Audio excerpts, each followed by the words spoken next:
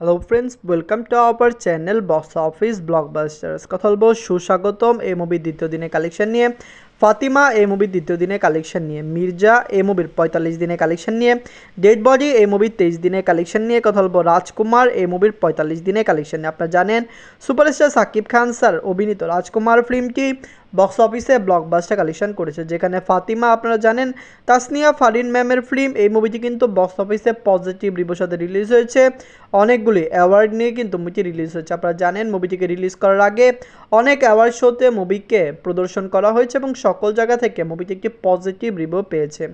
কথা বলবে 5টি মুভির কালেকশন নিয়ে। ভিডিও ভালো লাগে তো লাইক করবেন এবং এখনও যদি বক্স অফিস ব্লগ বা চ্যানেলটি সাবস্ক্রাইব না করে থাকেন, সবার আগে সকল মুভির latest subject plus box office collection জানার জন্য আমাদের চ্যানেলটি সাবস্ক্রাইব করে নেবেন। প্রথমত বলবো সুস্বাগতম নিয়ে, বাজেট হলো 70 লক্ষ টাকা। লিড আপনারা জানেন নীরব স্যার, স্পর্শিয়া ম্যামের দ্বিতীয় দিন কমপ্লিট করে নিয়েছে। সুস্বাগতম খুবই লিমিটেড স্ক্রিনে রিলিজ হয়েছে, 7টি সিনেমা হলে মুভিটি রিলিজ হয়েছে। বক্স অফিসে প্রথম দিনে মুভিটি ডিসেন্ট কালেকশন করেছে, মুভির দ্বিতীয় দিনের কালেকশনও ডিসেন্ট। ফ্যামিলিজন যদি সাপোর্ট করে মুভিটি বক্স অফিসে ক্লিন হিট হতে পারে, কারণ মুভিকে বক্স অফিসে ক্লিন হিট হতে হলে 50 লক্ষ টাকা প্লাস বিজনেস করলে হবে। আপনি জানিয়ে দেই মুভির ডিজিটাল রাইট, স্যাটেলাইট রাইট, গান মিউজিক রাইটস এবং আপনার জানিয়ে দেই মুভিটি ইউটিউবের রাইটও বিক্রি করা হয়েছে এবং সকল জায়গা থেকে মুভিটি একটি ভালো প্রফিট আয় করে নিয়েছে। নিজেদের দ্বিতীয় দিনে মুভিটি বাংলাদেশ থেকে আয় করেছে 5 লক্ষ টাকা। টোটাল এমএ কালেকশন হলো 11 লক্ষ টাকা। আপনারা যদি এখনও সুস্বাগতম না থাকেন, দেখবেন নীরব স্যার স্পর্শিয়া ম্যামের এই ফিল্মটি কেমন হয়েছে। আপনি জানিয়ে দেই সুস্বাগতমের ট্রেলার দেখে অনেকে বলেছে স্পর্শিয়া ম্যাম ডিসেন্ট টাইম আপনারা জানেন ভালো ভালো ফিল্ম করেছে, ভালো কন্টেন্টে ক্লাস করেছে, কিন্তু তার এই কন্টেন্টগুলি খুবই নিম্নমানের। এখন কথা বলবো ফাতিমা নিয়ে, বাঁচলো 1,50 লক্ষ টাকা। লিড হলো তাসনিয়া ফারিন ম্যামের দ্বিতীয় দিন কমপ্লিট করে নিয়েছে। ফাতিমা খুবই পজিটিভ রিভিউর সাথে রিলিজ হয়েছে। আপনারা জানিয়ে দেই মুভির রিভিউ পজিটিভ, ফ্যামিলিজন্স এই মুভিকে সাপোর্ট করছে। ফাতিমা আপনারা জানেন রিলিজ হওয়ার আগে অনেক জায়গা থেকে অ্যাওয়ার্ড পেয়েছে, যেটি কিন্তু মুভির একটি ভালো পজিটিভ মার্কেটিং হয়েছে। আপনারা জানিয়ে দেই মুভিটিকে দর্শকরা সাপোর্ট করছে। মুভিটি প্রথম দিন একটি ব্লকবাস্টার ওপেনিং নিয়েছে, দ্বিতীয় দিনও মুভির কালেকশন ভালো, আমরা এক্সপেক্ট করছি মুভিটি লং টাইম রান করবে। নিজের দ্বিতীয় দিনে বাংলাদেশ থেকে আয় করেছে 12 লক্ষ টাকা। টোটাল এমএ কালেকশন হলো 29 লক্ষ টাকা। আপনারা যদি এখনও ফাতিমা না থাকেন, দেখবেন তাসনিয়া ফারিন ম্যাম খুবই ভালো অ্যাক্ট্রেস এবং ফাতিমা কিন্তু সকল জায়গা থেকে পজিটিভ রিভিউ পেয়েছে। মুভি 2 দিনের কালেকশন 29 লক্ষ টাকা। মুভিটি বক্স অফিসে 2 থেকে 3 কোটি প্লাস বিজনেস করতে পারে। এমন কথা বলবো মির্জা নিয়ে, বাঁচলো 4 কোটি টাকা। লিড হলো অঙ্কুশ হাজরা স্যার, এমনি 45 দিন কমপ্লিট করে নিয়েছে। অঙ্কুশ হাজরা স্যার অভিনীত মির্জা ফিল্মটি বক্স অফিসে খুবই পজিটিভ কালেকশন করেছে। আপনারা জানেন মুভিটি নিজেদের 45 দিন কমপ্লিট করেছে, সকলত্র মুভিটি একটি ভালো কালেকশন এনে দিয়েছে। দর্শকরা এই মুভিকে সাপোর্ট করেছে, মির্জা লং টাইম রান করবে এবং অবশ্যই বুমরাং রিলিজ হওয়ার আগে পর্যন্ত মুভিটি একটি ভালো আয় করে নেবে। আপনারা জানিয়ে দেই জিৎ স্যার অভিনীত বুমেরাঙ্গও কিন্তু খুবই তাড়াতাড়ি রিলিজ হচ্ছে। নিজের 45 দিনে ওয়েস্ট বেঙ্গল থেকে আয় করেছে 3 লক্ষ রুপি। টোটাল এমএ কালেকশন হলো 5,04,00,000 রুপি। আপনারা যদি এখনও মির্জা না থাকেন, দেখবেন অঙ্কুশ হাজরা স্যার অভিনীত মির্জা ফিল্মটি কেমন হয়েছে, লং টাইম রানে মুভিটি কত টাকা আয় করতে পারে।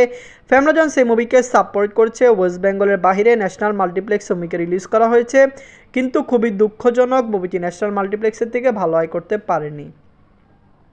এখন কথা বলবো ডেড বডি নিয়ে, বাঁচলো 1,90,00,000 টাকা। লিড হলো জিয়াউল হক রোশন স্যার, এমনি 23 দিন কমপ্লিট করে নিয়েছে। ডেড বডি আপনারা জানেন জিয়াউল হক রোশন স্যার রয়েছেন, ওমর সানি স্যার রয়েছেন, মুভিতে শ্যামল মৌলা স্যার রয়েছেন। আমরা জানিয়ে দেই ডেড বডির ডিরেক্টর ইকবাল স্যার, যিনি এই মুভির মার্কেটিং করতে গিয়ে মুভির সর্বনাশ করেছেন, মুভিকে সকলত্র কন্ট্রোভার্সিতে জড়িয়েছেন এবং কন্ট্রোভার্সির কারণে কিন্তু অনেক জায়গা থেকে মুভিকে নামানো হয়েছে। যাই হোক, ডেড বডি নিয়ে এক্সপেক্ট যা করেছি মুভি এর চেয়ে খুবই কম কালেকশন করেছে।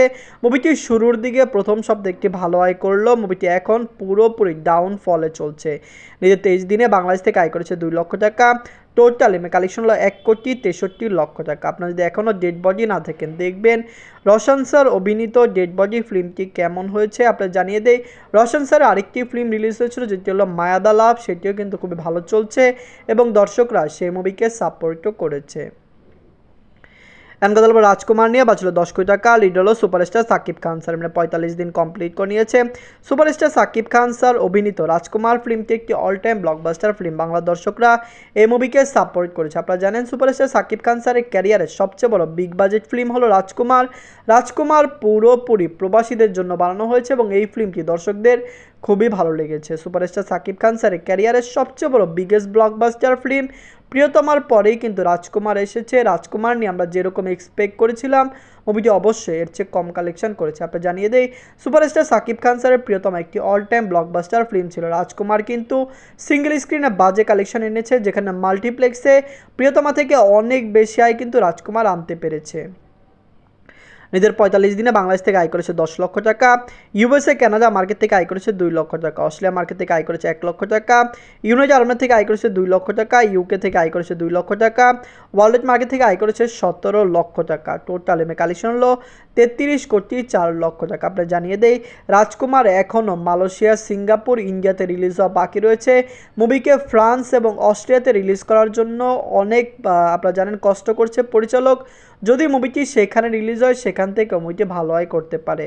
আপনারা যদি এখনও রাজকুমার, ডেড বডি, মির্জা, ফাতিমা, সুস্বাগতম না থাকেন দেখবেন, কমেন্ট করে জানিয়ে দিন এই সকল মুভির মধ্যে সবচেয়ে সেরা বাংলা মুভি কোনটি। ধন্যবাদ।